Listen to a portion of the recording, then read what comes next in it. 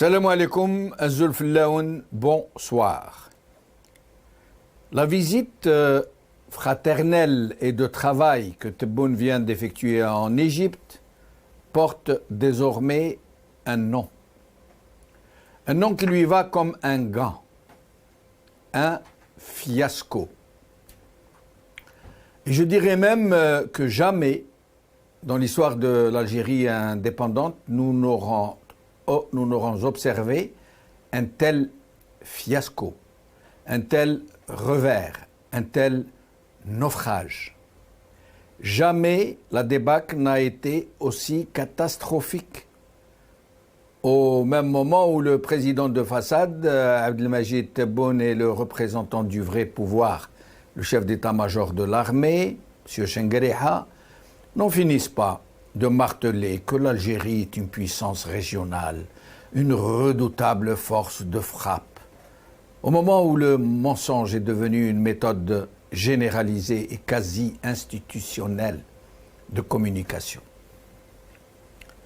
L'humiliation subie par Tebboune en Égypte est significative de cette irrésistible dérive du régime algérien. Un régime qui semble rendre ses derniers soupirs. Jamais dans l'histoire de l'Algérie, un président de la République, légitime ou non, n'a été autant rabaissé. Imaginez un peu. Voici que ce monsieur, qui se sait illégitime et qui n'a trouvé aucune autre alternative que la fuite en avant et le mensonge institutionnel, institutionnalisé, comme je viens de le dire, voici qu'il découvre, et avec lui tout le régime, que le sommet arabe qui devait se tenir à Alger pendant le mois de mars prochain est sérieusement compromis. De la déclaration même du secrétaire général de la Ligue arabe, monsieur, j'ai oublié son nom. Parce que le Maroc a usé de son influence auprès des pays du Golfe pour s'aborder cet événement. M. Tebboune et ceux qui sont derrière lui auraient très bien pu faire comme si de rien n'était, puisqu'ils ne pèsent rien dans la problématique. Ils auraient même pu mettre l'annulation ou le report sur le compte du Covid, à plus forte raison que ce sommet ne s'est pas tenu depuis 3 ans. Pour cette raison, justement, pour raison de Covid. Cela serait passé comme une lettre à la poste, à plus forte raison que les Algériens se soucient comme d'une guigne de ce sommet, de la Ligue arabe et de toutes ces chinoiseries de régimes, tous plus despotiques et plus corrompus les uns que les autres. Et ainsi, au lieu d'opter pour une telle démarche, aussi diplomatique que prudente, au lieu de faire le dos rond et de laisser agir sa diplomatie souterraine pour ne pas faire la part belle au Maroc, leur ennemi juré, non pas l'ennemi juré du peuple algérien, mais l'ennemi juré du régime. Ne voilà-t-il pas que M. Tebboune prend son bâton de pèlerin? Ne voilà-t-il pas qu'il décide d'aller lui-même au charbon et de tenter de contrecarrer le coup fourré qu'il a privé d'un sommet qui n'a d'autre utilité que de faire mousser ce régime? Et là, il choisit le moyen le plus aléatoire que n'importe quel analphabète politique aurait désavoué. Il décide donc, ou ceux qui le contrôlent ont décidé pour lui, d'aller rendre une visite fraternelle et d'amitié à son frère Sisi, le président égyptien dont personne n'ignore, qui n'a pas son mot à dire dans ce genre de questions qui dépend exclusivement et strictement des pays du Golfe, notamment l'Arabie saoudite et les Émirats arabes unis, qui ne cachent plus leur ralliement à la marocanité du Sahara et qui tiennent la dragée haute à Sisi, qui ne peut pas faire autrement que de les suivre sans bouger une oreille. Il faut rappeler aussi que l'Égypte non plus ne cache plus son rapprochement très accentué avec la position des pays du Golfe, puisque l'Égypte aussi a déclaré clairement et à plusieurs reprises qu'elle a épousé définitivement la thèse de la marocanité du Sahara occidental dans les frontières officielles du royaume alaouite. Tebboune et les généraux qui le contrôlent ne pouvaient pas ne pas le savoir. Demander à Sissi d'aider l'Algérie à tenir le sommet arabe à Alger, c'est lui demander de prendre position contre le Maroc, contre les pays du Golfe. C'est risquer un retentissant camouflé. C'est s'exposer à un fiasco diplomatique annoncé. Et c'est pourtant ce qu'a entrepris Tebboune en allant quémander un tel engagement à Sissi. Celui-ci l'a bien évidemment reçu en frère, en prenant bien soin de cacher le poignard courbe planqué dans la manche. Cette mésaventure qu'a été cette visite a été une rencontre de pure forme, vidée de toute vraie substance, comme celle qu'on accorde aux représentants de pays de dernière zone. Aucun sujet concernant ce qui marque la situation de la Ligue arabe n'a été vraiment évoqué. Ni la tragédie yéménite, ni le retour de la Syrie dans la Ligue arabe, ni le conflit algéro-marocain. Les autres sujets qui ont été évoqués, comme la question libyenne, l'ont été de façon tout à fait formelle, lapidaire, dans l'habituel genre protocolaire pour passer à autre chose. Par contre, et là où il n'y a pas de doute que l'humiliation de Tebboune et donc de l'Algérie a été minutieusement élaborée par ce qui sonne Sissi et ce qui a réellement étayé la rencontre de façon très forte et on ne peut plus humiliante. La première est qu'on lui a fait visiter la tombe de Anwar Sadat. Et la question de ce choix ne se pose même pas, puisque cet ex-président égyptien est entré dans l'histoire pour avoir été le signataire des accords de Camp David et le symbole même de la normalisation avec Israël dans les pays arabes. Sissi aurait choisi d'emmener Tebboune se recueillir sur la tombe de Nasser, on aurait compris, puisque ce président fait partie d'une certaine histoire de la révolution algérienne avec ses bons et ses mauvais côtés. Mais qu'il assigne Tebboune à saluer celle de Sadat est une toute autre histoire. Ce qui reste à savoir est si cette visite figurait sur le programme de la visite ou si Tebboune a été piégé. Auquel cas, la lecture serait tout à fait différente, selon qu'il s'agisse d'un cas ou de l'autre. Si Tebboune le savait avant de se rendre au Caire, ce qui semble être le plus plausible, puisque les programmes sont élaborés par les deux États qui sont étudiés au calibre près. Donc si Tebboune était au courant, cela signifierait clairement que le régime s'apprête à entrer dans le processus de la normalisation avec Israël. Il n'aurait pas accepté sinon Tebboune. Il serait dit au moins, oui, même si ce n'est pas dans mes intentions, mais ça va être interprété comme ça. Donc il aurait refusé.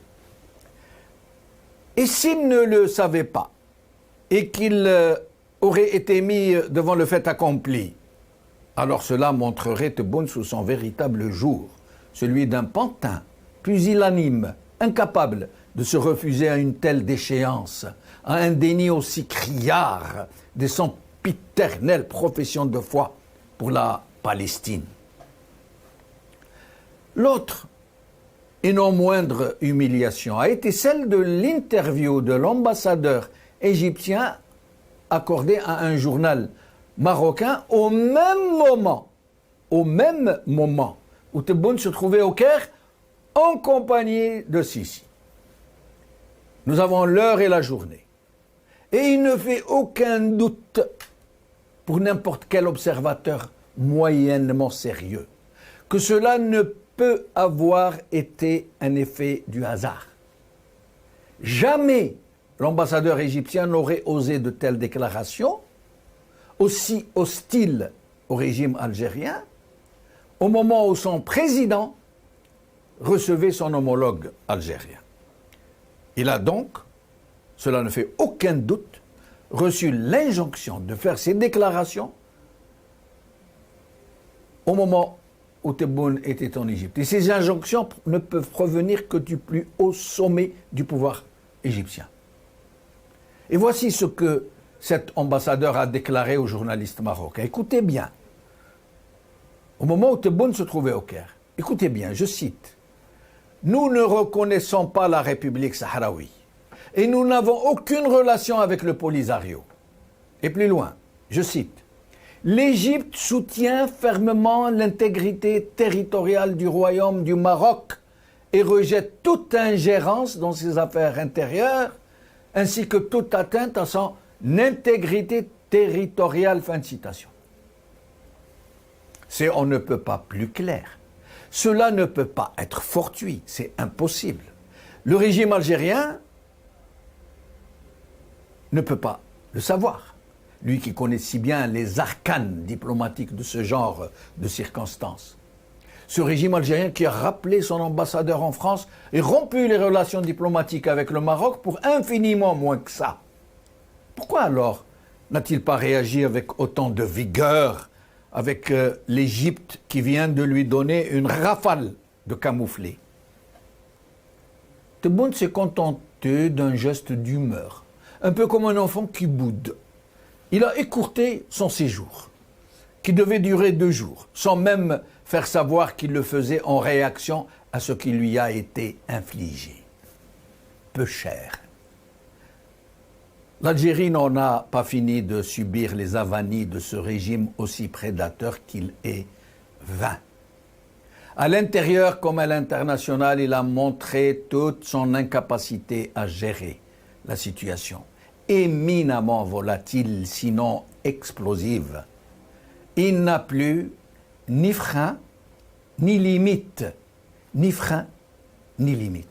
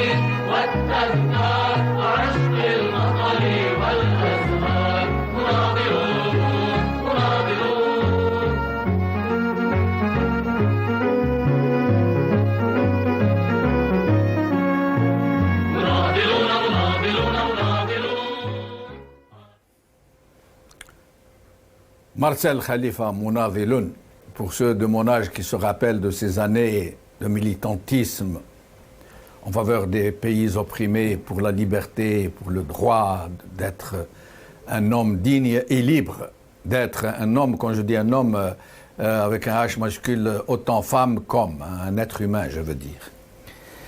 Tebboune en Égypte, le fiasco C'est le titre de notre émission d'aujourd'hui. Et pour en parler, j'ai le plaisir d'avoir avec moi par Skype Mohamed Ben Issa, militant politique, Hamid Chalel, militant politique, Assia Guichoud, militante politique. Les trois sont des hirakistes connus sur la place de la République à Paris. Je vais commencer par Assia Guichoud. Merci d'être avec nous, Assia. Ah, mazalha. Ok, Mohamed Ben Issa, merci d'être avec nous. Merci Jamaldine pour l'invitation. Bienvenue à tous les téléspectateurs et à ton invité, à tous les invités. Merci beaucoup. Mohamed, donc, ce que beaucoup d'observateurs considèrent réellement comme un camouflet, une gifle, une grave humiliation, un fiasco, et je passe sur les autres qualificatifs. Cette visite, qu'est-ce qu'elle vous inspire, vous? Quel est votre sentiment sur cette visite et sur la façon queue de poisson avec laquelle elle a fini? Je dirais, Jamaldine, elle s'inscrit totalement dans pas la stratégie, dans la façon de faire de ce régime. Donc, il nous a habitués quand on lit Majalat el-Jeish, quand on voit tout ce qui se passe au niveau national, au niveau interne. On ne doit pas s'étonner de cette façon de faire au niveau extérieur. En fait, l'Algérie est dans une impasse politique, on va dire, intérieure, et dans une aussi impasse diplomatique au niveau extérieur. Rappelons le conflit qui existe avant d'aller parler de l'Égypte. Je voulais faire une analyse plus ou moins générale sur la diplomatie algérienne et les voies sans issue dans lesquelles elle se trouve. Le dernier conflit avec la France a été résolu en quelque sorte. L'Algérie a accepté de revenir dans des relations normales sans aucune contrepartie de la France, malgré ce qui a été dit, les dires exceptionnels en fait que Macron avait prononcé contre l'Algérie, le régime algérien, la crise avec le Maroc, l'absence au niveau de l'Est, au niveau libyen. L'Algérie maintenant navigue à vue et voulait beaucoup plus. Ce qu'il importait actuellement, c'était la Ligue arabe, l'organisation du sommet de la Ligue arabe. Ce système avait besoin, ce système despotique avait besoin de cette bouffée d'oxygène diplomatique pour prouver à l'intérieur et beaucoup plus à l'extérieur que l'Algérie est revenue. On a vu depuis quelques mois une activité intense diplomatique de la part de l'Algérie, la visite du ministre des Affaires étrangères à plusieurs pays, les différents allers-retours vers Alger, que l'Algérie voulait reprendre ce qu'on dit souvent. Donc elle nous endort avec cette phrase, le rôle pivot de l'Algérie. C'est vrai que l'Algérie a un rôle pivot, mais actuellement... Mais Mohamed, je m'excuse de vous interrompre, je vais vous faire écouter une petite vidéo, un extrait où une conseillère de Assad, le président syrien, remercie les pays qui ont aidé la Syrie. Vous allez écouter qu'elle va citer tous les pays, un tant soit peu, qui l'ont aidé, un tant soit peu, sauf l'Algérie, qui a pourtant, ou du moins le régime algérien, qui a gagné en soutenant la Syrie l'animosité de ces pays du Golfe. Écoutez là, vous allez voir que l'Algérie est réellement tombée bien bas, au point où même ceux que le régime tente d'aider le lui rendent de la façon que vous allez écouter. Écoutez cette conseillère du président syrien. مستشارة الرئيس بشار الأسد لون الشبل دارت حوار مع قناة روسيا اليوم وبث قبل يومين. لون الشبل عندما سئلت عن مكان سوريا الشاغر في جامعة الدول العربية، وتعلمون بأن الجزائر تحاول أن تستعيد هذا المقعد لصالح سوريا، فلون الشبل يعني في الحوار تكلمت عن العلاقة مع إيران وقالت أنها تاريخية وتمتد إلى 4 عقود وشكرا لإيران، شكرت إيران.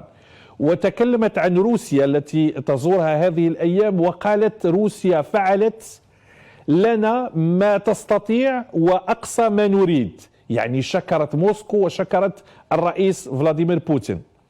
وثلاثة، حتى بالنسبة للدول العربية مثلا الأردن اللي بغات تفتح قناة اقتصادية مع سوريا مع دمشق، والإمارات قالت لونا الشبل أن دمشق تتفهم يعني الخفوت أو الصوت غير العالي لهذه الدول، لأنها قد تتعرض إلى ضغوطات إن اقتربت من سوريا. ولكنها لم تتكلم عن الجزائر لا من قريب ولا من بعيد، بالرغم من أن الجزائر هي رافعة لواء عودة سوريا إلى مقعدها في جامعة الدول العربية. السؤال إلى أي مدى سنظل نعطي هدايا Vous avez écouté Mohamed Ben Aissa.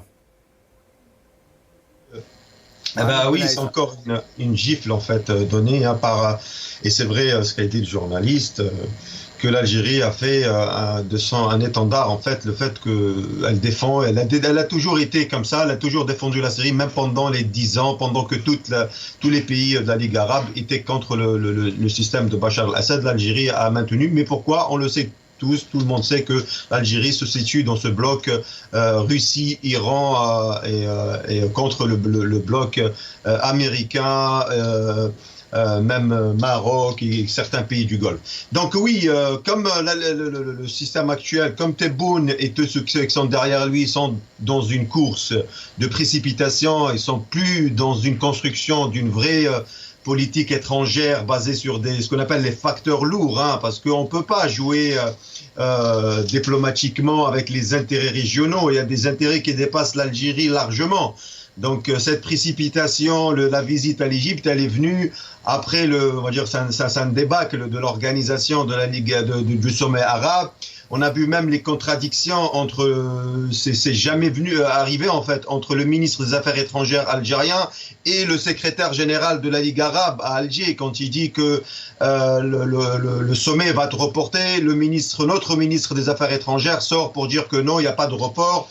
Donc la visite en Égypte de Tebboune est partie dans cette logique pour aller sauver ce qu'il peut, sauver cette volonté marquée par le système algérien de réussir ce sommet de la Ligue arabe et montrer à tout le monde que l'Algérie est revenue, malgré que tous les Algériens savent qu'on ne pourrait jamais, et que ça a été rappelé par tous les spécialistes, une politique étrangère forte se base précisément et exclusivement, entre autres, sur une politique intérieure, sur un développement humain intérieur, sur une économie forte, sur une volonté politique en fait. Après, quand on compare l'Algérie et l'Égypte, c'est vrai que ce sont deux systèmes très très très proches. Et surtout actuellement, hein, dans la trajectoire du système algérien, il est en train de suivre, on dirait pas à pas, ce que le maréchal Sissi a fait en Égypte, un coup d'État en Égypte, un militaire qui gouverne, comment dirais-je, une oppression jamais vue en Égypte, des milliers de prisonniers et même des milliers de morts.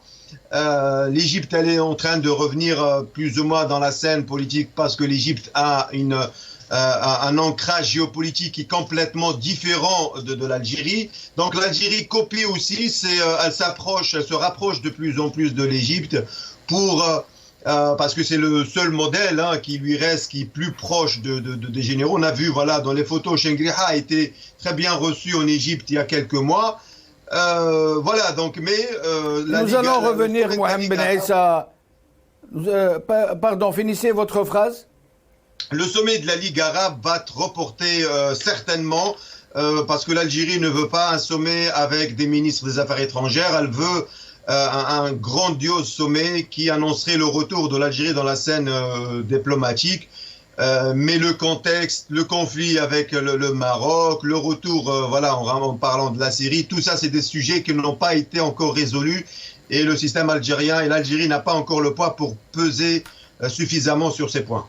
Et nous verrons tout à l'heure, Mohamed Ben Aissa, sur cette option normalisation avec Israël. D'ailleurs, aujourd'hui, on ne dit même pas normalisation avec Israël, on dit normalisation. comme si ce mot, maintenant, il était rentré dans le dictionnaire de la diplomatie internationale, avec israélienne ou arabo-israélienne, si je peux dire. Restez avec nous. Hamid Tialel est avec nous. Merci, Hamid Tialel, d'avoir accepté notre invitation. Merci de nous avoir invités. Merci à tous. En fait, par rapport à cette question donc, de ce fiasco annoncé de Tebboune en Égypte, c'était dès le départ prévu. En fait, moi, je me demande même pourquoi il a été. C'est très grave parce que si nous regardons un peu ce qui s'est passé avant, donc nous avons une visite de Shingiriha, une visite de l'Amamra, donc normalement, ils ont dû avoir très bien préparé cette visite. Or, apparemment, c'est un fiasco et je me demande même si l'Amamra n'a pas fait des choses exprès pour que Tebboune soit humilié. Enfin, ça, c'est une question. Mais toutefois, il faut comprendre une chose, que le pouvoir algérien, il est isolé. Il est isolé sur le plan national parce que le peuple est contre. Il est isolé sur le plan international, surtout suite aux problèmes qu'ils ont eu avec la France. Au fait, l'Égypte, moi, je ne comprends pas comment ils sont partis. Il est parti vers donc pour essayer effectivement de revenir sur le plan international. Sur le plan diplomatique, donc ils ont essayé donc d'imposer l'organisation donc de la Ligue arabe en Algérie. Or, au fait, il faut comprendre une chose au jour d'aujourd'hui. La Ligue arabe, il n'y a plus de Ligue arabe. Depuis 3 ans, ils ne sont pas réunis. Et puis, la division mondiale au jour d'aujourd'hui fait que une partie, parce qu'en fait, je vais revenir avant sur le plan international, on constate. On voit que la division qu'il y avait juste après la Deuxième Guerre mondiale, Est-Ouest, est revenue. Donc nous avons au jour d'aujourd'hui 2 grands blocs qui vont s'affronter demain. Donc nous avons les États-Unis avec l'Angleterre qui forment l'Ouest, et nous avons la Chine, la Russie et l'Iran qui vont former le bloc de l'Est. Après, maintenant, le problème, c'est comment nous allons nous positionner. Comment l'Algérie va se positionner. Est-ce qu'on va créer, comme a fait Boumediene, les pays non alignés, ou on doit aller vers un autre, vers un de ces blocs. Le problème, c'est que l'Égypte et l'Algérie sont diamétralement opposés sur ce plan. Donc, nous avons l'Égypte qui est carrément donc avec les Américains, parce que c'est l'Amérique qui la finance. Ils leur donnent 4 milliards de dollars chaque année, donc ils sont obligés d'écouter l'Amérique. Ce que dit l'Amérique, c'est l'Égypte va l'exécuter. L'Algérie, c'est l'inverse. Donc, nous avons qu'il est beaucoup plus proche de la Russie.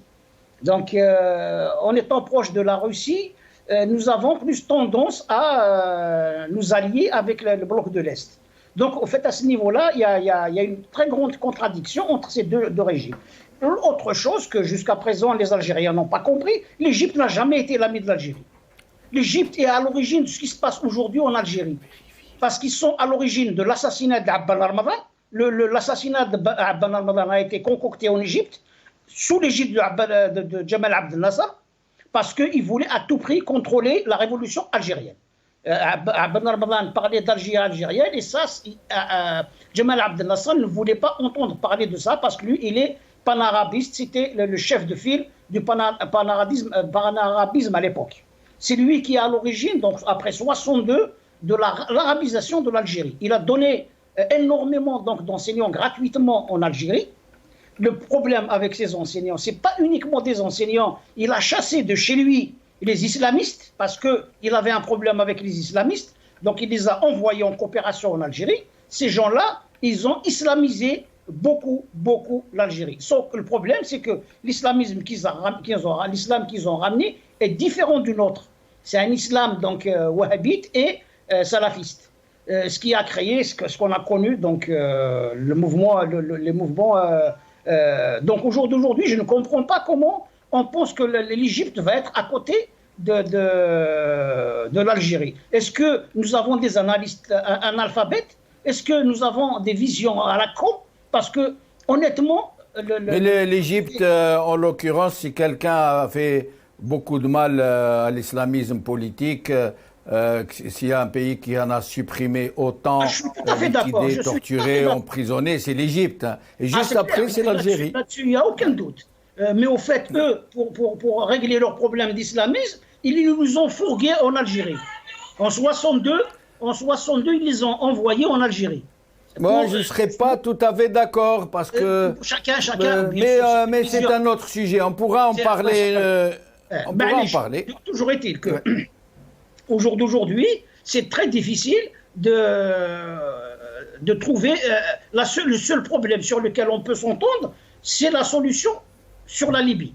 On peut avoir une position commune pour que la résolution du conflit libyen, qui est une épine dans le pied de l'Algérie et de l'Égypte, parce que nous sommes frontaliers avec ce pays, c'est de trouver une solution commune.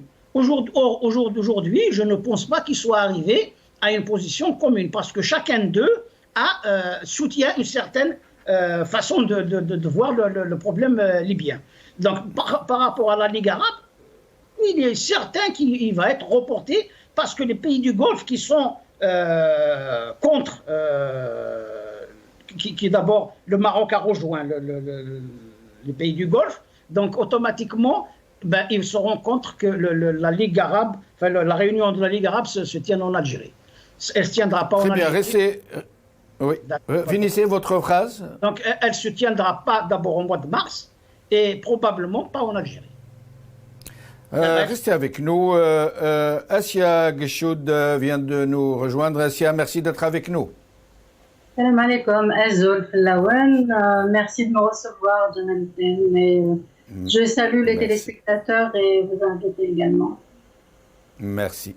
Alors, Assia, sur cette visite de M. Tebboune en Égypte, en catastrophe, qui a vraiment débouché sur des choses absolument incroyables, une humiliation jamais observée dans ce genre de mésaventure, j'allais dire. D'abord à chaud, qu'est-ce que vous en pensez? Après, nous allons essayer d'entrer dans certains détails. Alors, j'aime bien le titre, le fiasco, parce que ça représente bien la totalité de ce régime, finalement. Donc, ça le représente bien. C'est le fiasco total, que ce soit la diplomatie extérieure, la politique intérieure, tout un fiasco. Donc, c'est dans la continuité, ça ne m'étonne pas.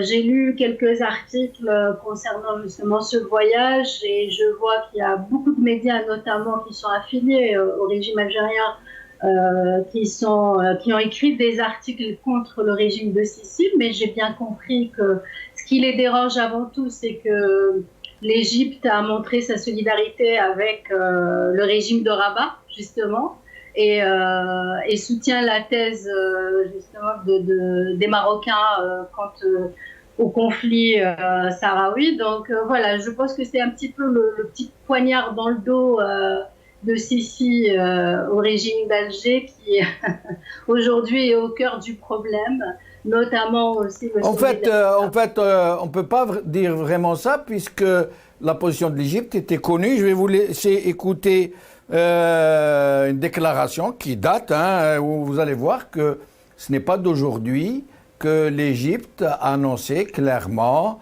son ralliement aux thèses marocaines. Nous allons écouter la 7, s'il vous plaît, Seba, la 7 de déclaration de l'ex-saphir égyptien. Vous allez écouter, vous allez voir que Assia Geshoud, l'Égypte était déjà, elle avait clairement annoncé sa position dans cette question. Nous allons l'écouter. العلاقات المغربية المصرية وموقف مصر الداعم للوحدة الترابية للمملكة في صلب مباحثات رئيس مجلس النواب السيد حبيب المالكي والسفير المصري بالرباط السيد أشرف إبراهيم. خلال هذا اللقاء أكد السفير المصري على أن موقف جمهورية مصر العربية من قضية الصحراء المغربية موقف واضح لا لبس فيه، مبرزا أن بعض الأطراف تحاول التشويش على الموقف المصري وأن العلاقات المغربية المصرية علاقات تاريخية. انه موقف مصر من الوحده الترابيه للمغرب هو موقف واضح وليس فيه اي لبس، ان مصر تؤيد الوحده الترابيه للمغرب. فهذه المساله غير قابله للنقاش، او لانه هناك العديد من احيانا تصدر ليست تصريحات ولكن في الصحافه اتهامات لمصر بانها لا تؤيد الوحده الترابيه لمصر. انا اؤكد ان مصر تؤيد الوحده الترابيه للمغرب بوضوح شديد، ونعتبر أن مبادرة جلالة الملك محمد السادس بشأن الحكم الذاتي الموسع هي يعني أساس جيد جدا، يعني ونؤيدها لحل المسألة بالطرق السلمية ووفقا ويعني في إطار الأمم المتحدة، لأنها الراعي الرئيسي وهي المسؤولة عن Donc la position de l'Égypte était déjà connue. La question est pourquoi Tebboune, qui sait la position égyptienne, donc qui est proche plutôt du Maroc que de l'Algérie pour ce qui concerne cette question, et qui va voir Sisi pour essayer de se faire aider dans la tenue du sommet arabe à Alger, sommet arabe qui a été très vraisemblablement sabordé par les Émirats et l'Arabie saoudite sur pression ou sur demande du Maroc. Donc, sachant toutes ces données, pourquoi s'aventure-t-il à une telle bérésina et la preuve, et c'est un point dont nous allons parler tout à l'heure, est qu'au moment où il était au Caire en compagnie de Sisi, au même moment, l'ambassadeur égyptien à Rabat reçoit des journalistes marocains et leur déclare la même chose. Ça veut dire que l'Égypte, c'est un acte hostile, délibérément hostile, puisqu'il sait. C'est une question qui divise l'Algérie et le Maroc. Mais il l'a fait quand même, et donc il ne peut pas l'avoir fait sans en avoir reçu l'ordre du président égyptien lui-même. L'injonction, la sommation. Donc on se demande, Tebboune, qui est quand même président de la République, qu'on le veuille ou non, qui est entouré de diplomates, de ministres, de généraux, comment a-t-il pu tomber dans un tel piège et se prêter à une telle humiliation en allant demander à Sisi de l'aider dans une affaire où Sisi ne peut pas l'aider de toute façon, même s'il le voulait. Oui, bah alors peut-être qu'effectivement c'est un piège, on ne le sait pas, hein, peut-être qu'on le saura un jour. Mais ce qu'on sait, c'est que la Mamra était aussi en Égypte il y a une semaine, juste avant. Donc oui, peut-être qu'il y avait un piège derrière. Hein.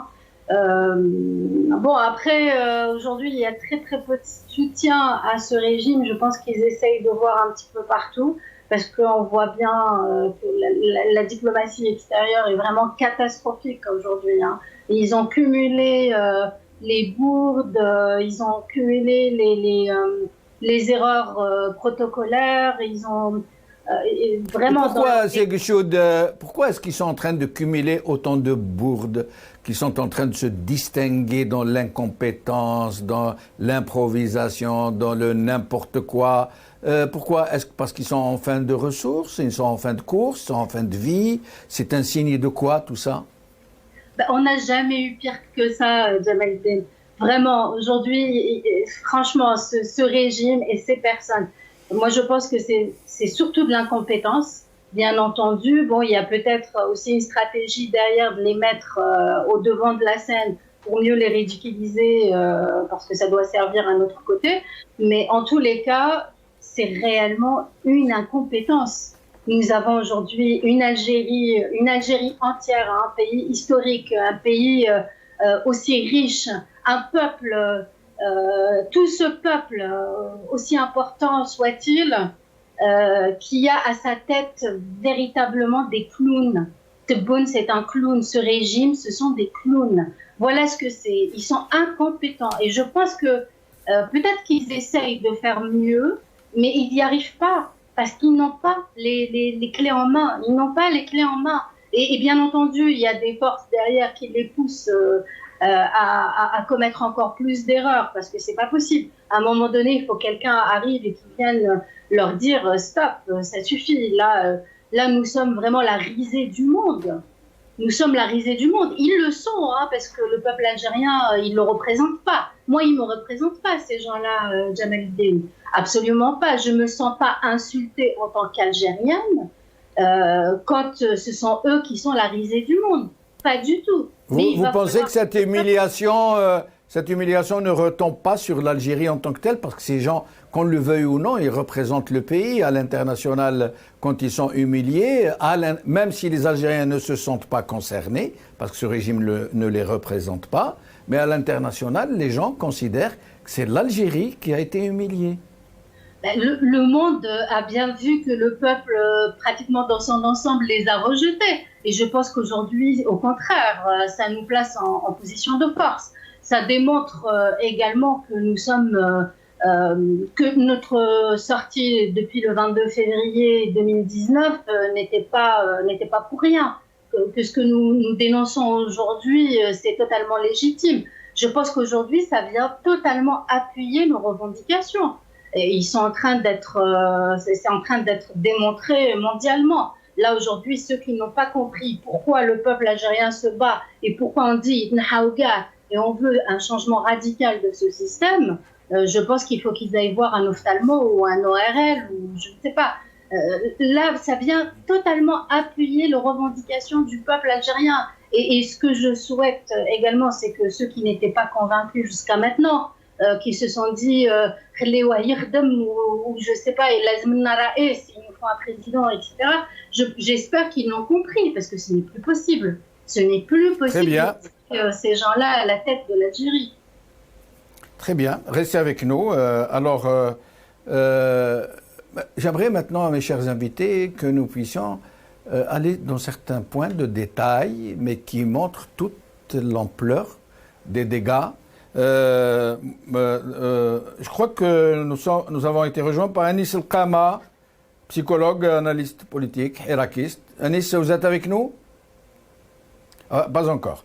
Alors, Mohamed Ben Issa, je reviens à vous. J'aimerais que nous commencions par voir ce qui s'est passé point par point. D'abord, Sadat.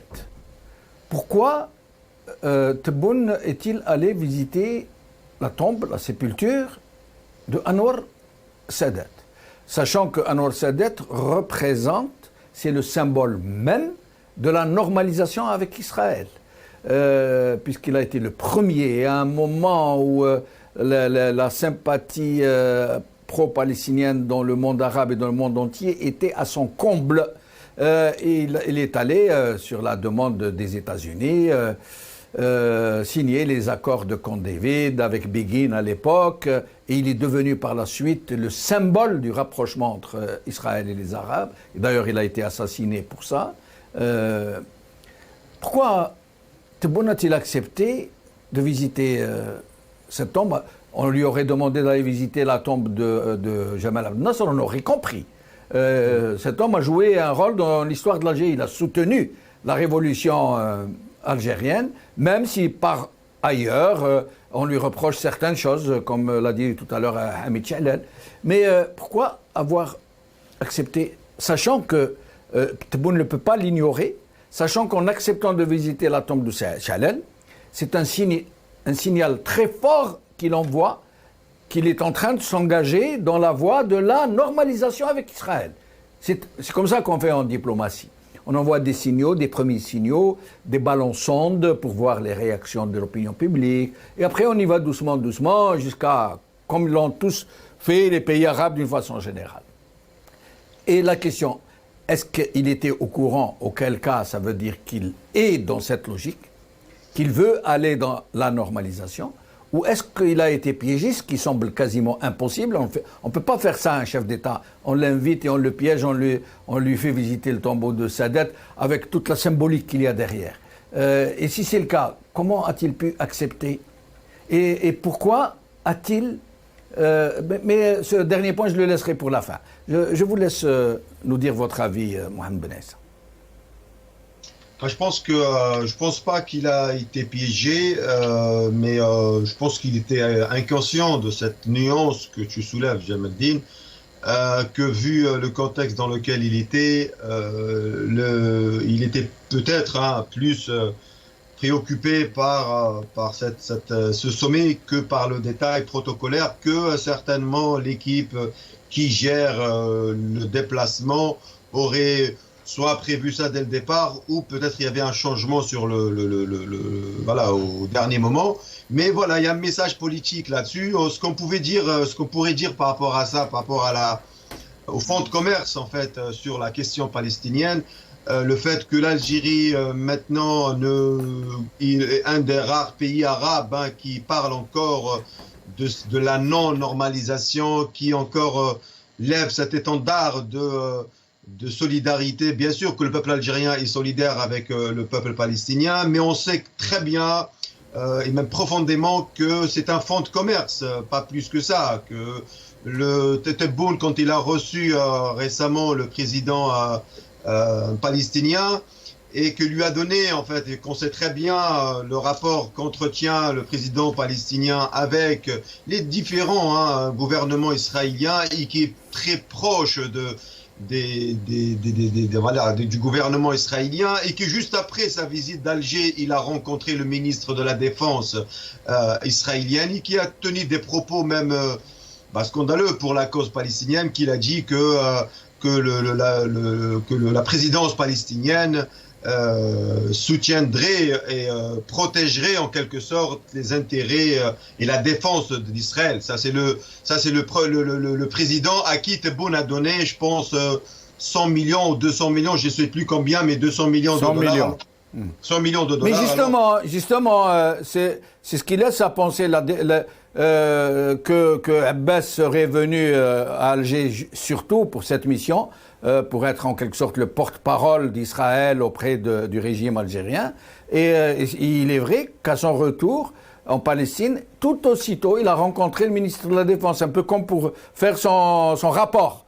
C'est du moins ce que les observateurs ont relevé. Est-ce que nous ne sommes pas en train de vivre un processus de normalisation de l'Algérie qui doit se dire, bon, à partir du moment que le Maroc l'a fait, pourquoi est-ce que nous ne le ferions pas nous-mêmes pour nous protéger contre le Maroc, contre Israël, etc. Est-ce qu'on ne serait pas dans quelque chose comme ça? Ça peut arriver, Jamal. Là, je n'écarte pas cette carte, mais je pense que pas tout de suite, que l'Algérie ne peut pas actuellement prendre cette voie pour plusieurs raisons. C'est très très compliqué au niveau intérieur. Ils savent très bien que le peuple algérien vraiment a un blocage là-dessus, et que ça ne pas passer, vu le contexte politique actuel, ça ne pas passer. Et alors pourquoi s'être prêté à cette symbolique, Mohamed? Pourquoi Tebboune s'est-il prêté à cette haute symbolique d'aller visiter le concepteur, ou du moins le signataire des accords de Camp David, le premier arabe à être entré dans la normalisation avec Israël? Pourquoi Tebboune accepte-t-il de se prêter à une telle symbolique s'il n'y a pas quelque chose dans l'air? Pourquoi il l'a fait gratuitement, juste pour recevoir des contre-coups et des retours de manivelle? Moi, je pense qu'il est il est inconscient, c'est l'incompétence. Comme il a confondu les présidents américains, il se trouve qu'il a certainement confondu les ex-présidents égyptiens. Je pense pas qu'il est dans une logique de symbole, vu que ce qui l'intéresse actuellement est plus important. Mais il n'est pas seul, Mohamed. Il n'est pas seul, même s'il est le dernier des imbéciles. Il est entouré de ministres, de conseillers, de politologues, de diplomates de très haut rang, aguerris, qui connaissent bien le contexte. Il ne peut pas s'être fourvoyé dans une telle voie juste par incompétence. Ce n'est pas possible. Peut-être, mais moi, ma conviction, c'est l'incompétence qui règne actuellement au sein du régime algérien. C'est une incompétence généralisée, jamais, des ministres, des conseillers.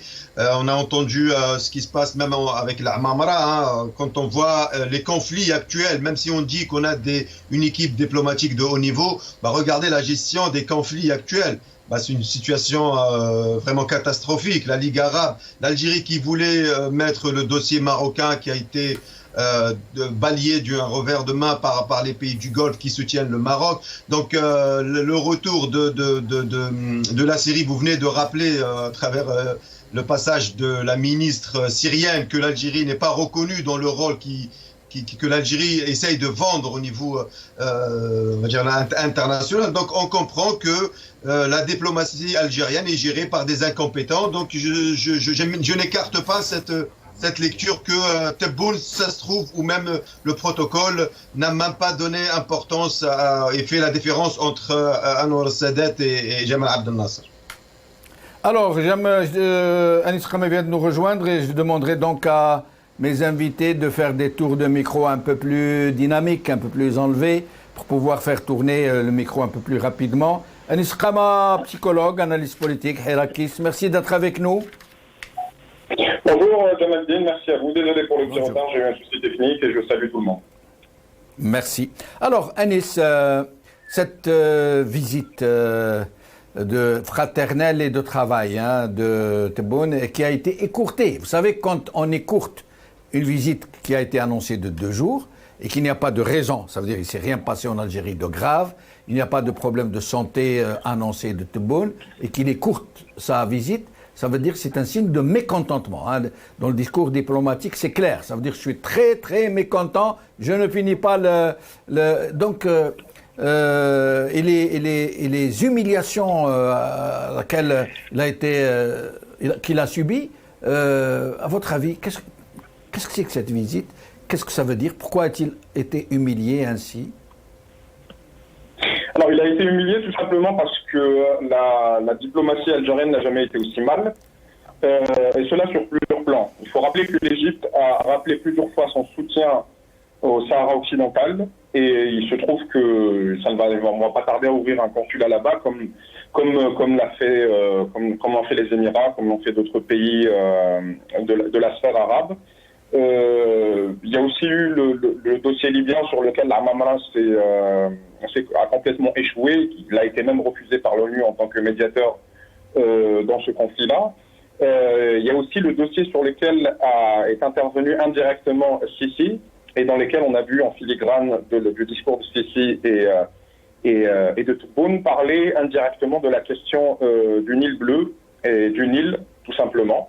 Donc l'Algérie a voulu jouer médiateur entre l'Éthiopie et l'Égypte. Donc il y a un conflit entre l'Éthiopie et l'Égypte sur le barrage de la Renaissance.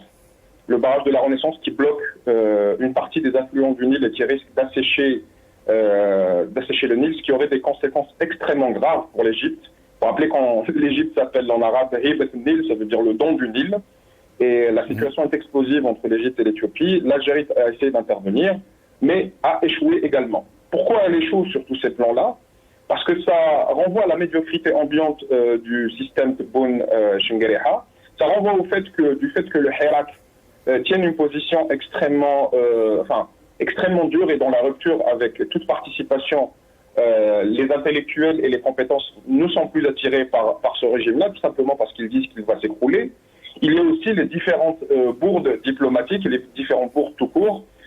Mon camarade Mohamed Ben Issa a cité le cas du président américain, donc on se souvient tous la lamentable erreur qu'a faite Tebboune, et d'autres. Donc on voit bien que l'Algérie est dos au mur, et c'est bien dommage parce qu'on aurait besoin nous-mêmes, notre peuple. On ne se délecte pas de cela, au contraire. Moi je suis très triste de voir l'Algérie refluer au niveau diplomatique, alors qu'elle avait quand même un certain aura dans les années 60-70. On voit bien que sur les positions du Sahara occidental, elle se voit isolée. Et on voit bien, donc j'ai rappelé les pays qui continuent de rentrer en tout cas dans la logique d'accepter donc le Sahara plutôt d'accepter que le Sahara occidental soit marocain. Et également d'autre part, vous en avez parlé aussi, la question du conflit donc israélo-palestinien. L'Algérie se retrouve de plus en plus isolée sur cette question-là, car elle n'a plus de force comme avant pour pouvoir... Et justement, Anis, excusez-moi de vous presser un peu, parce que nous devons tourner. Justement, Anis, quelle est votre lecture sur cette visite de la sépulture, de la tombe d'Anwar Sadat? Pourquoi ce choix, sachant que Sadat est une très haute symbolique de ce qu'il est convenu d'appeler aujourd'hui la normalisation, de la normalisation avec Israël? Est-ce que M. Tebboune était au courant, donc ça figurait dans le programme des visites et des activités des deux présidents, et qu'il a accepté, auquel cas cela signifierait l'acceptation de s'engager dans un processus de normalisation pour l'Algérie, ou est-ce qu'il a été piégé? Ça paraît très peu vraisemblable, mais sait-on jamais avec ces gens? Moi, je pense vraiment qu'il a été contraint. qu'il a été contraint, qu'on a mis sur le fait accompli. Sisi ne s'empêche pas de le mettre dos au mur et de lui forcer la main, parce qu'il sait que de toute façon, on n'est plus à l'ère des présidents algériens qui peuvent dire quelque chose et qui peuvent affirmer quelque chose. Peut-être que le fait d'écourter son séjour en Égypte et la réponse diplomatique, effectivement, par rapport au fait de s'être vu forcer la main sur Anwar Sadat, je pense que l'Algérie continue quand même tant bien que mal à essayer, enfin l'Algérie officielle, hein, le système politico-militaire essaye toujours de jouer sur ce fond de commerce qui est la question palestinienne. Bien sûr que la question palestinienne est une question légitime de liberté d'un peuple, mais bien sûr qu'il l'utilise aussi comme fond de commerce. Il se retrouve isolé sur les deux fronts, donc Sahara occidental et sur les questions de la Palestine, et ça ne fait que renforcer notre avis qui consiste à dire... Mais c'est incroyable, Anis El-Khama, c'est incroyable, sans présumer du côté moral de la question. Comment peut-on accepter, en politique c'est du donnant-donnant, comment peut-on accepter de donner autant pour ne rien recevoir, au contraire, pour recevoir de l'humiliation en plus? Comment peut-il accepter d'aller visiter la tombe de Sadat avec tout ce que cela signifie comme symbolique et qui laisse même présumer que l'Algérie va s'engager dans un processus de normalisation, alors qu'en échange, il n'a rien reçu, absolument rien, bien au contraire, il a été humilié. Ça veut dire quoi, ça? Vous y comprenez quelque chose, Anis El-Khama? Lorsqu'on commence à voir que l'Algérie commence à essayer d'établir des relations avec le Bangladesh et d'essayer de les contraindre à avoir des positions en lien avec l'Algérie, et quand le régime politique essaye de chercher des alliances aussi loin, alors que, j'ai rien contre le Bangladesh, hein, bien sûr qu'on devrait avoir des contacts étroits avec tous les pays du monde si possible, mais quand même notre sphère c'est une sphère nord-africaine, méditerranéenne. On est de plus en plus isolé sur ça, on commence, je veux dire par rapport à la Tunisie, si ce n'était pas notre diplomatie du carnet de chèques, qui d'ailleurs ne rapporte rien, parce que la Tunisie refuse de prendre position par rapport au Sahara occidental, et je comprends très bien les Tunisiens, ce n'est pas un pays où il y a beaucoup de ressources, donc ils ont besoin quand même du carnet de chèques algérien, et voilà, le régime politique est tellement isolé qu'il est contraint de faire toutes les compromissions et de ne récolter que des miettes. D'ailleurs, on a vu dans le discours de El-Sisi qu'il n'y a eu aucun engagement de sa part. Même malgré... Restez avec nous, Anis El-Khama, je m'excuse de vous interrompre. Excusez-moi. Je vous ai laissé un peu plus de temps parce que vous venez d'arriver. Et je demanderai à mes autres invités d'être un peu, j'allais dire, plus dynamiques. Hamid Cha'lel, sur cette question de la visite à la sépulture, à la tombe de Anwar Sadat, pour vous, est-ce qu'il y a une signification ou est-ce que c'est juste comme ça, protocole, il faut aller visiter Sadat, c'est le monument de l'Égypte, c'est la 4e ou la 5e pyramide. Pourquoi, à votre avis, cette visite à la tombe de M. Sadat? Cette visite, il me semble d'abord qu'il y a deux scénarios possibles, en fait, deux visions possibles. À mon avis, il y a d'abord le fait que la Mamra soit partie avant, et que Chenguereha aussi.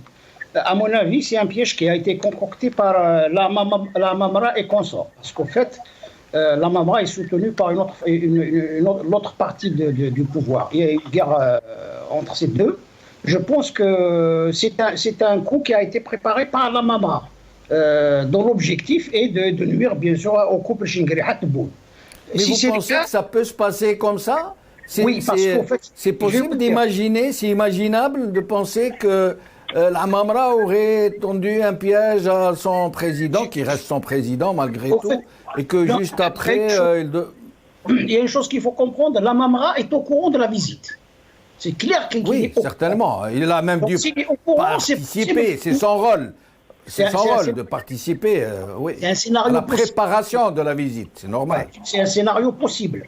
Que la Mamra et consorts, donc les gens qui soutiennent la Mamra, de toute façon, on a vu qu'il y avait un conflit ouvert entre la Mamra et Tebboune.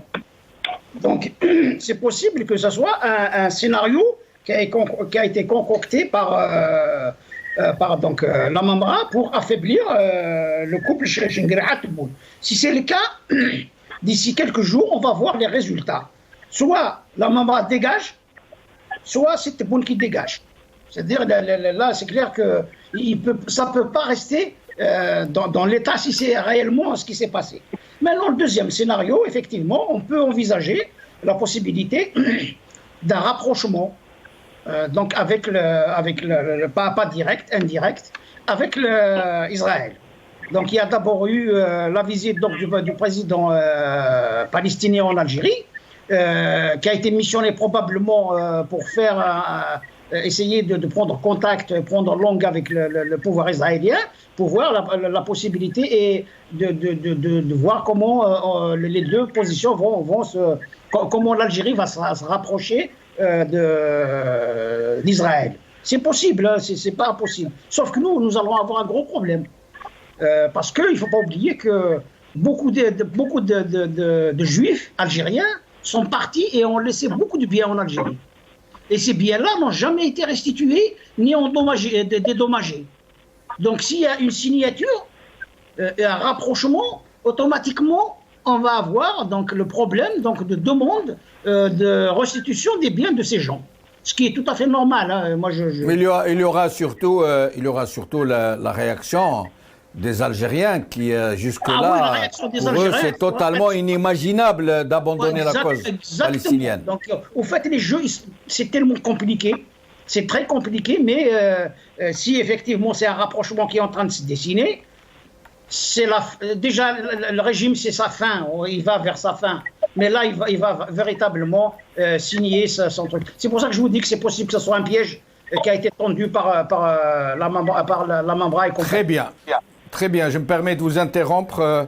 Assia Guichoud, sur cette question, est-ce qu'il a été piégé, Tebboune? Est-ce qu'il était au courant et qu'il accepte de rentrer dans un processus de normalisation avec Israël? Parce que ça ne peut pas signifier autre chose, c'est impossible. Visiter Cédet dans ces conditions, c'est clairement un signal très très fort, même pas pour les initiés, pour tout le monde en fait. À votre avis? Oui, alors, moi, à mon avis, le terrain, il est savonné, ça c'est clair. Hein. Ça fait un moment, hein, on le voit, toutes ces déclarations, toutes ces sorties, le terrain est savonné. Après, voilà, je ne suis pas dans le secret des saints, comme on dit, pour connaître toute la vérité, mais c'est clair que le terrain est savonné. Moi, je pense que cette visite était préméditée. Et pourquoi? Aujourd'hui, El Sisi, il est aux Émirats Arabes Unis. Hein, je pense que Tebboune lui a demandé peut-être de plaider la cause algérienne pour que le sommet de la Ligue arabe ait lieu en Algérie au mois d'avril, parce qu'apparemment les pays du Golfe sont assez réticents et il semblerait que ça ne se passera pas en Algérie. Et notamment par rapport à ce souci de normalisation. Parce que nous savons que les pays du Golfe, pour la plupart aujourd'hui, sont pour cette normalisation avec Israël. Et le fait que le régime d'Alger ait pris une position ferme contre la normalisation avec Israël, notamment avec le pays voisin, et avoir mis tout le monde dans le même sac, ça semble poser problème. D'ailleurs, il y a eu des déclarations dernièrement de certains pays du Golfe, en disant que l'Algérie n'était pas le meilleur pays finalement qui pourrait représenter une union des pays arabes, notamment par rapport à sa position contre les pays qui avaient normalisé avec Israël et le pays voisin, notamment le Maroc.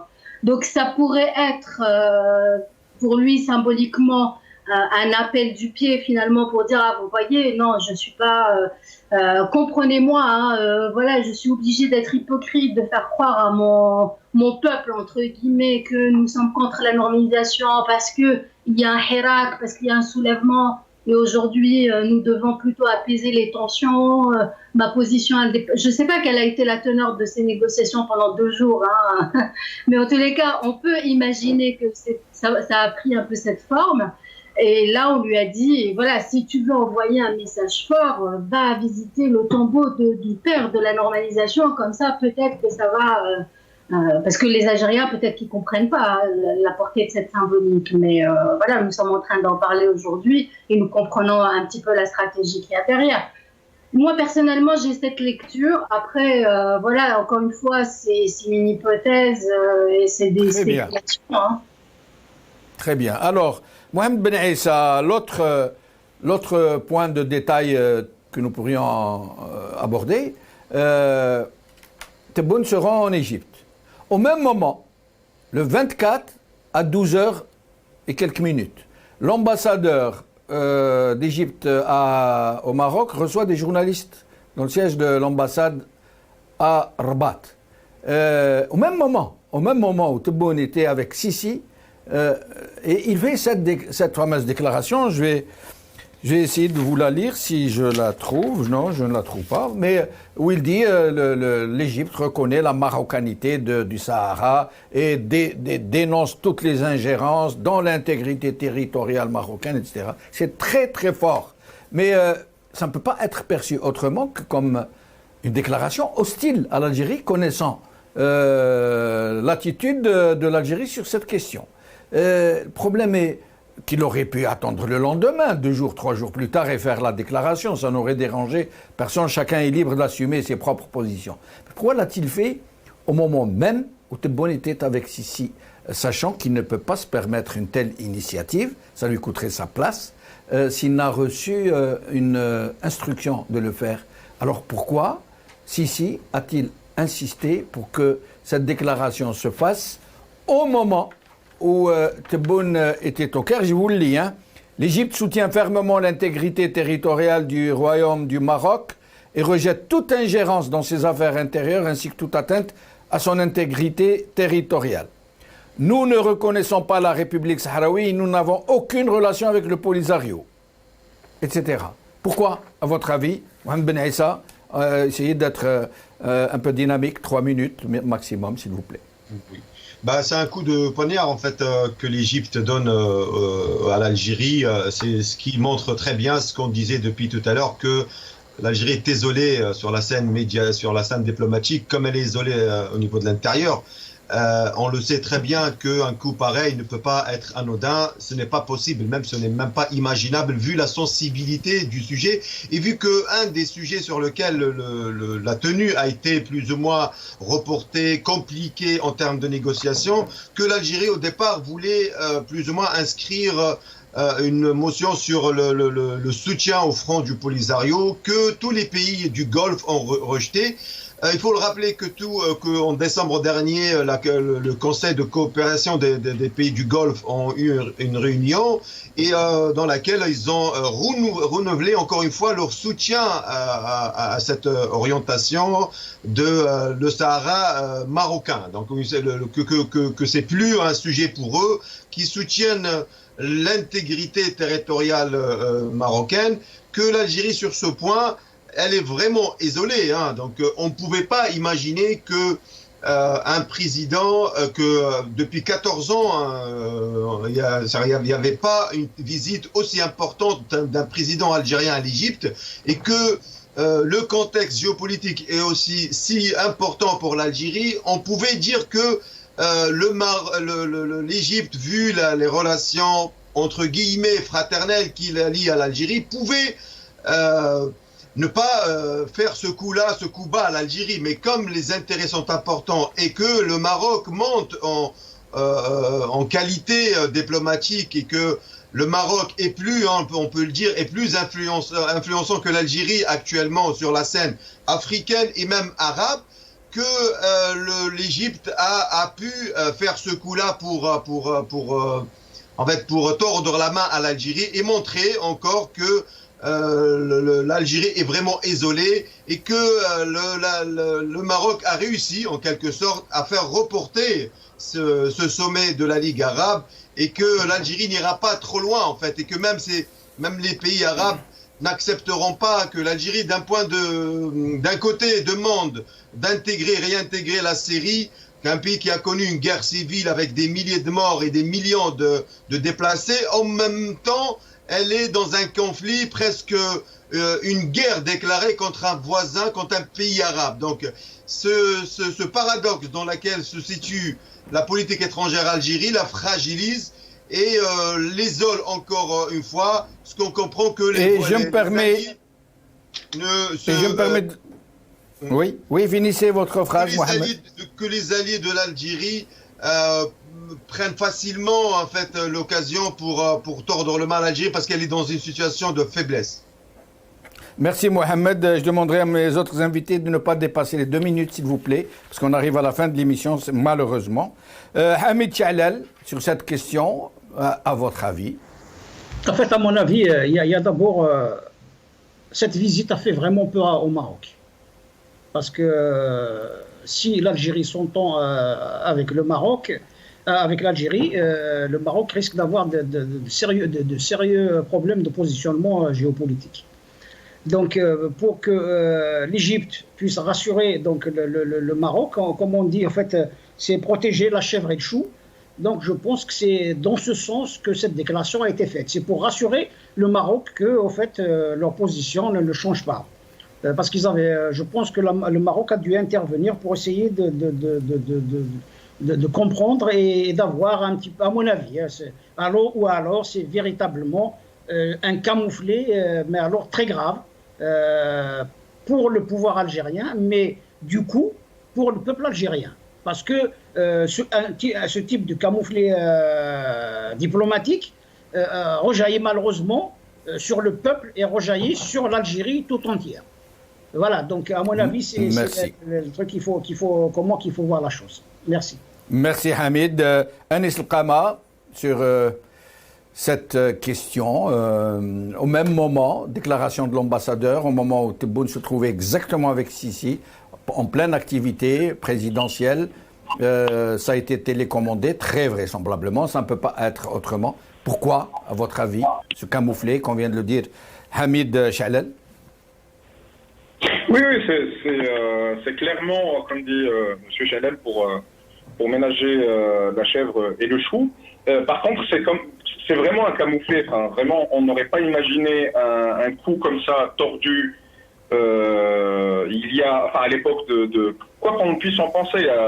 Moi, je critique beaucoup Boumedienne, mais on n'aurait pas pu imaginer cela sous Boumedienne. Donc, encore une fois, ça montre que l'Algérie est faible. Et pour revenir un peu à ce que vous m'avez dit tout à l'heure, lorsqu'il y a une négociation entre deux parties, la partie forte ne va jamais se gêner en voyant l'autre partie en face qui est faible, qui est affaiblie, pour pouvoir lui prendre tout et ne lui donner rien.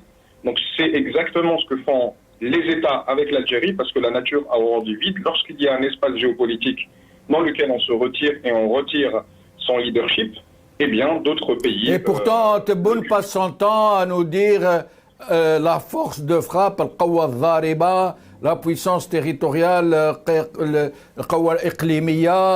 a tapé sur le bureau, mais finalement, on ne traiterait pas ainsi le dernier des pays. Alors c'est extrêmement grave, hein, et je suis d'accord avec vous, c'est en totale contradiction avec les déclarations de Tebboune et de Chenguereha qui ne cessent de dire que nous sommes une puissance de frappe, etc. On aurait aimé que ça soit le cas, mais ce n'est pas du tout le cas. On est très loin de la soft power algérienne et de son influence au temps de Boumedienne, par exemple. Et dans les années 60, au lendemain de la Révolution, on était le phare du tiers-monde et le phare de l'Afrique et de toute cette région-là. Mais juste pour finir sur ça, oui, bien sûr qu'il faut lire les événements actuels sur la grille d'analyse donc de l'organisation qui est compromise, qui est très compromise du sommet arabe. La catastrophe serait que l'Algérie ne puisse pas faire ce sommet-là, et on s'oriente un peu vers ça.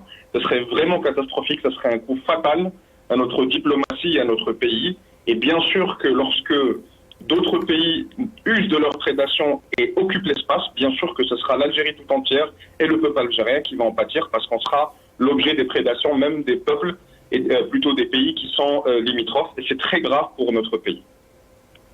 Merci. Assia Guichoud, vous avez le mot de la fin sur cette question.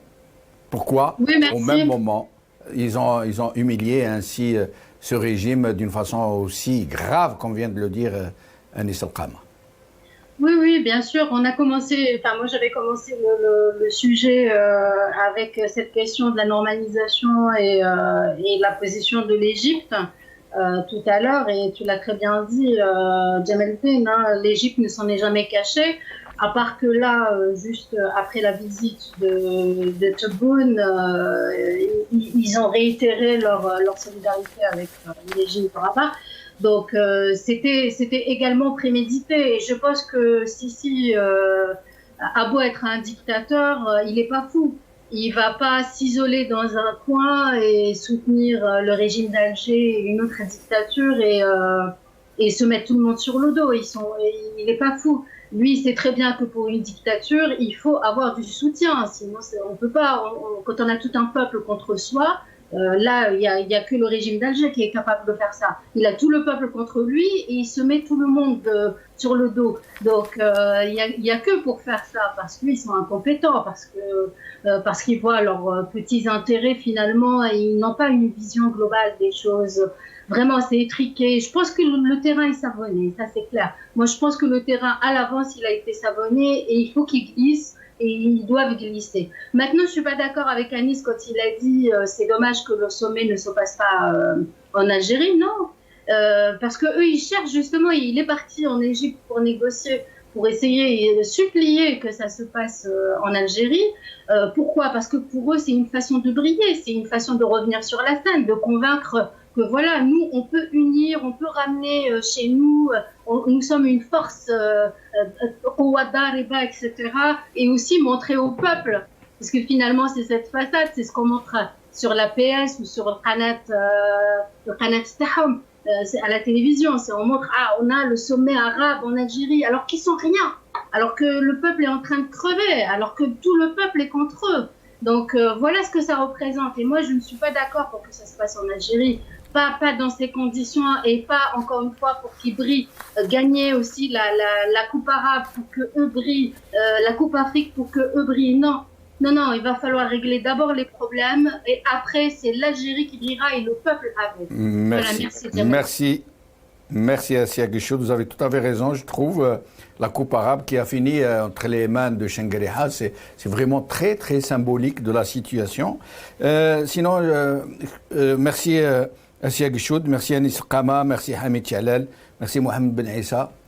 Merci à vous, chers amis, d'avoir suivi cette émission.